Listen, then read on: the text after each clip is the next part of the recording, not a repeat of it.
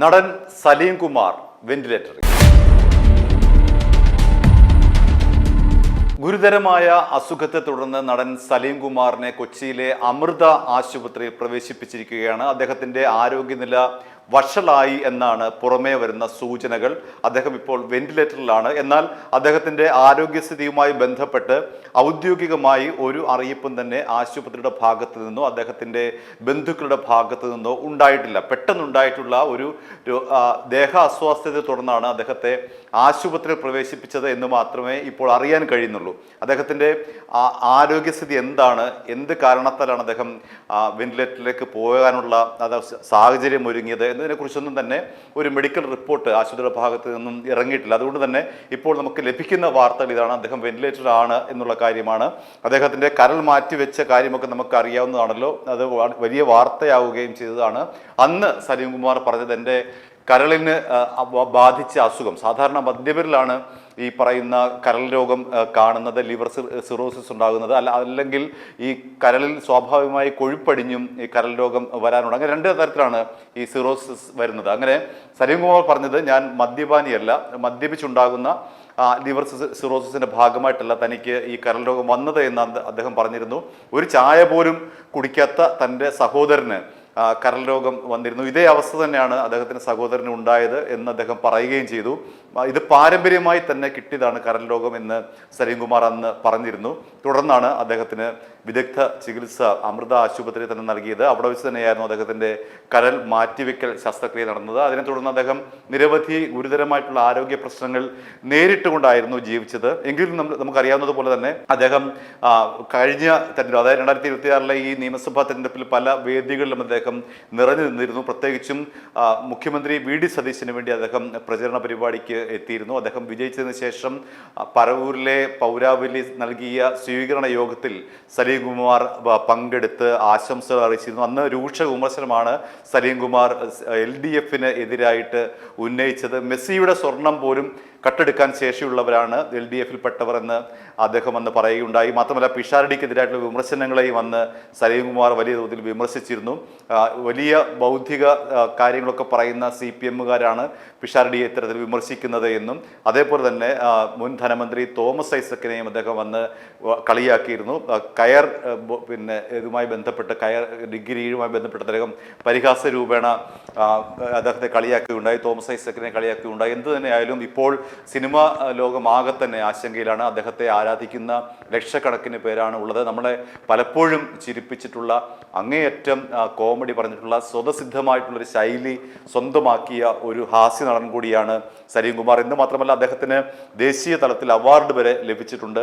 അങ്ങനെയുള്ള ഒരു നടൻ കൂടിയാണ് സലീം കുമാർ. വെറും കോമാളി വേഷം മാത്രമല്ല, കോമഡി വേഷം മാത്രമല്ല, അതിലപ്പുറത്തേക്ക് അദ്ദേഹത്തിന് സീരിയസ് ആയിട്ടുള്ള വേഷങ്ങൾ ചെയ്യാനാകുമെന്ന് തെളിയിച്ച നടൻ കൂടിയാണ് സലീം കുമാർ. ദേശീയ പുരസ്കാരം ലഭിച്ച നടൻ കൂടിയാണ് സലീം കുമാർ. അങ്ങനെ നോക്കുമ്പോൾ സലീം കുമാറിന് മലയാള സിനിമയിൽ തനതായിട്ടുള്ള ഒരു വ്യക്തിത്വം ഉണ്ടാക്കിയെടുക്കാൻ അദ്ദേഹത്തിന് കഴിഞ്ഞു. അദ്ദേഹത്തിന് സ്വന്തമായിട്ടുള്ള ഒരു ഐഡന്റിറ്റി സിനിമയിൽ ഉണ്ടാക്കിയെടുക്കാൻ കഴിഞ്ഞു. ഒരേ സമയം തന്നെ കോമഡിയും സീരിയസ് റോളും തനിക്ക് വഴങ്ങുമെന്ന് തെളിയിച്ച നടനാണ് സലീം കുമാർ.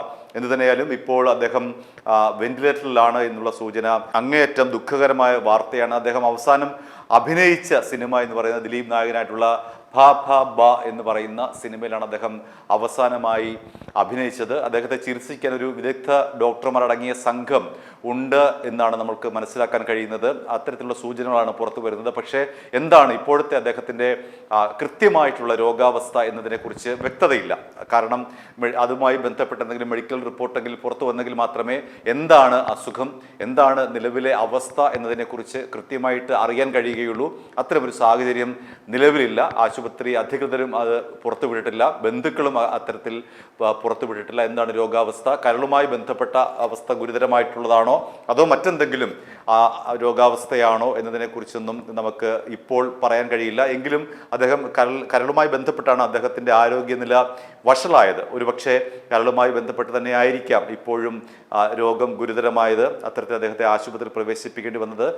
എന്ത് തന്നെയായാലും അദ്ദേഹത്തെ ഇഷ്ടപ്പെടുന്ന സിനിമ ലോകത്തിനകത്തും പുറത്തുമുള്ള ലക്ഷക്കണക്കിന് ആൾക്കാരുണ്ട്. അവരെ വേദനിപ്പിക്കുന്നൊരു വാർത്ത കൂടിയാണ്. അദ്ദേഹം സജീവമായിട്ടുള്ള ഒരു കോൺഗ്രസ് പ്രവർത്തകനാണ്. അദ്ദേഹം കോൺഗ്രസിനോട് ആഭിമുഖ്യം പുലർത്തുന്ന ആളാണ് വർഷങ്ങളായിട്ട്. അങ്ങനെ സിനിമാ രംഗത്ത് വളരെ അപൂർവം പേര് മാത്രമേ തങ്ങളുടെ രാഷ്ട്രീയം വെളിപ്പെടുത്തി മുന്നോട്ട് വരാറുള്ളൂ. അത് തങ്ങളുടെ ഇമേജ് നഷ്ടപ്പെടുത്തുമോ എന്നുള്ള പേടി കൊണ്ടാണ് പലരും തങ്ങളുടെ രാഷ്ട്രീയം വെളിപ്പെടുത്താത്തത്. അഥവാ രാഷ്ട്രീയം ഉണ്ടെങ്കിൽ തന്നെ അവർ തുറന്നു പറയാറില്ല. അഥവാ അങ്ങനെ പറഞ്ഞു കഴിഞ്ഞാൽ എതിരാളികൾ ഉണ്ടാകുമോ എന്ന് ഭയന്ന് ഫാൻസ് അസോസിയേഷനിലെ തന്നെ തങ്ങൾക്ക് രാഷ്ട്രീയ എതിരാളികൾ ഉണ്ടാകുമോ എന്ന് ഭയന്നാണ് പലരും തങ്ങളുടെ രാഷ്ട്രീയ ഐഡന്റിറ്റി വ്യക്തമാക്കാത്തത്. സലീം കുമാറിനെ പോലുള്ള, പിഷാരടിയെ പോലുള്ള വളരെ ചുരുക്കം ചിലരാണ് ഇത്തരത്തിൽ തങ്ങളുടെ ഐഡന്റിറ്റി വ്യക്തമാക്കുന്നത്, തങ്ങൾ ഏത് രാഷ്ട്രീയത്തിൽ വിശ്വസിക്കുന്നു എന്നുള്ള കാര്യം വ്യക്തമാക്കുന്നത്. സലീം കുമാർ സജീവ കോൺഗ്രസ് പ്രവർത്തകനും അതേപോലെ തന്നെ കോൺഗ്രസിന് വേണ്ടി പ്രചരണ രംഗത്ത് ഇറങ്ങുന്ന ആളുമാണ്. കോൺഗ്രസിന് വേണ്ടി ഇതിനു മുൻപും അദ്ദേഹം പ്രചരണ പരിപാടികളിൽ പങ്കെടുത്തിട്ടുണ്ട്. ഇത്തവണയും അങ്ങനെ ആരോഗ്യ സ്ഥിതി മോശമായിട്ട് പോലും കോൺഗ്രസിന് വേണ്ടി അദ്ദേഹം പ്രചരണത്തിൽ മുൻനിരയിൽ തന്നെ ഉണ്ടായിരുന്നു. അങ്ങനെ അദ്ദേഹം പരിഹസിക്കുകയും ചെയ്തു എതിരാളികളെ. എന്തു തന്നെയായാലും ഇപ്പോൾ വളരെ ദുഃഖകരമായ വാർത്തയാണ് സലീം കുമാറുമായി ബന്ധപ്പെട്ട് പുറത്തു വരുന്നത്.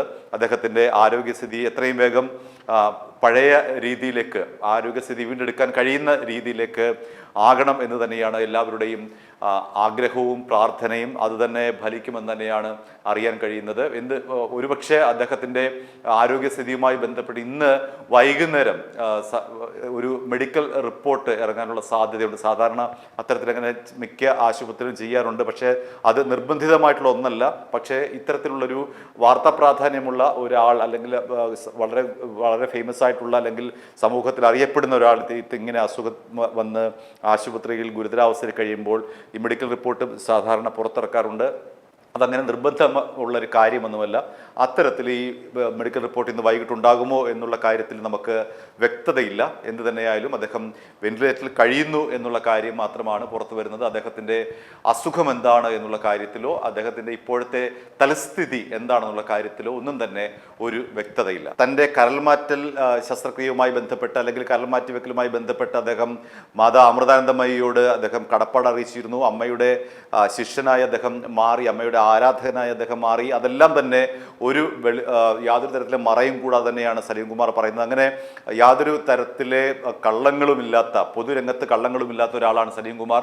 അദ്ദേഹം പറഞ്ഞ മറ്റൊരു പ്രധാനപ്പെട്ട കാര്യം, താൻ കരൾ രോഗവുമായി ബന്ധപ്പെട്ട് വ്യാജ വൈദ്യന്മാരുടെ അടുക്കൽ ചികിത്സയ്ക്ക് പോയിട്ടുണ്ട്. അത് ഈ കരൾ രോഗം ഗുരുതരമാകാനുള്ള കാരണമായിട്ടുണ്ട്. അതായത് തൻ്റെ ഒരു വിശ്വാസപ്രകാരമാണ് ഇത്തരത്തിൽ വ്യാജ വൈദ്യന്മാരെ കണ്ടത്. പലരും രോഗം ശാസ്ത്രീയമായി കണ്ടെത്തുന്നതിന് പകരം ഇത്തരം വ്യാജ വൈദ്യന്മാരെ ആശ്രയിക്കാറുണ്ട്. അക്കൂട്ടത്തിൽ പെട്ടുപോയ ഒരാളാണ് താൻ. നിരവധി വ്യാജ വൈദ്യന്മാരുടെ അടുക്കൽ ഇത്തരത്തിൽ ചികിത്സ സ്വീകരിച്ചിട്ടുണ്ട്. ആ ചികിത്സ എല്ലാം തന്നെ തൻ്റെ ഗുരുതരമായിട്ടുള്ള ആരോഗ്യസ്ഥിതിയെ കൂടുതൽ വഷളാക്കുകയല്ലാതെ അതിനൊരു ശമനവും ഉണ്ടാക്കാൻ ഈ വൈദ്യന്മാരുടെ പൊടി ചികിത്സ, അല്ലെങ്കിൽ ഈ പറയുന്ന നാട്ടുവൈദ്യന്മാരുടെ കുറുക്കുവിദ്യ ഒന്നും തന്നെ തനിക്ക് ഫലിച്ചില്ല. അത് ആ ചികിത്സയെല്ലാം തന്നെ തൻ്റെ ആരോഗ്യസ്ഥിതി കൂടുതൽ വഷളാക്കുകയാണ് ചെയ്തതെന്നായിരുന്നു സലീം കുമാറിൻ്റെ മറ്റൊരു വെളിപ്പെടുത്തൽ. അങ്ങനെ താൻ ഈ വ്യാജ വൈദ്യന്മാരുടെ ഒരു ഇര കൂടിയാണ് എന്ന് സലീം കുമാർ നേരത്തെ തന്നെ വെളിപ്പെടുത്തിയിരുന്നു. അത്തരത്തെ ഒരു ബോധവൽക്കരണം കൂടി അദ്ദേഹം നടത്തിയിരുന്നു. കാരണം ശാസ്ത്രീയമായി ചികിത്സിക്കാതെ, അസുഖമുണ്ടാകുമ്പോൾ തന്നെ അതിനെ ശാസ്ത്രീയമായി നേരിടാതെ ഇത്തരം വ്യാജ വൈദ്യന്മാരുടെ വാഗ്ദാനങ്ങളിൽ കുടുങ്ങി പോകുന്ന നിരവധി പേരുണ്ട്. അവർക്ക് ഉള്ള ഒരു ബോധവൽക്കരണം എന്ന നിലയിൽ കൂടിയാണ് സലീം കുമാർ അന്ന് പറഞ്ഞത്. താനൊരു വ്യാജ വൈദ്യന്മാരുടെ ഇര കൂടിയാണ്. അത്തരത്തിൽ എന്തെങ്കിലും അസുഖം വന്നു കഴിഞ്ഞാൽ ഉടൻ തന്നെ നമ്മൾ ചെയ്യേണ്ടത് ശാസ്ത്രീയ ചികിത്സയാണ്. എന്താണ് രോഗമെന്ന് കൃത്യമായി നിർണ്ണയിക്കുക, അതിനുശേഷം ശാസ്ത്രീയമായിട്ടുള്ള ആധുനിക ചികിത്സ നേടുക എന്നുള്ളതാണ് വേണ്ടത്. അല്ലാതെ വ്യാജ വൈദ്യന്മാരുടെ പരസ്യത്തിലോ അവരുടെ ഇടനിലക്കാർ എന്ന് പറയുന്നത് കേട്ടോ ഒന്നും തന്നെ വ്യാജ വൈദ്യന്മാരുടെ ഇടയിൽ പോകരുത്. കൃത്യമായി അസുഖം വരുമ്പോൾ അതെന്താണ് അസുഖമെന്ന് ശാസ്ത്രീയ പരിശോധനയോടെ കണ്ടെത്തുക, ശാസ്ത്രീയ ചികിത്സയിലൂടെ ആ ഒരു അസുഖത്തെ ഇല്ലാതാക്കുക. ഇതാണ് സലീം കുമാർ അന്ന് നൽകിയ ബോധവൽക്കരണം. എന്തു തന്നെയായാലും സലീം കുമാർ വെന്റിലേറ്റർ ആയി എന്നുള്ള വാർത്ത ലക്ഷക്കണക്കിന് പേർക്ക് ദുഃഖം നൽകുന്ന ഒരു വാർത്തയാണ്. i2i ന്യൂസ് സബ്സ്ക്രൈബ് ചെയ്തിട്ടില്ലാത്തവർ ഇപ്പോൾ തന്നെ സബ്സ്ക്രൈബ് ചെയ്യുക.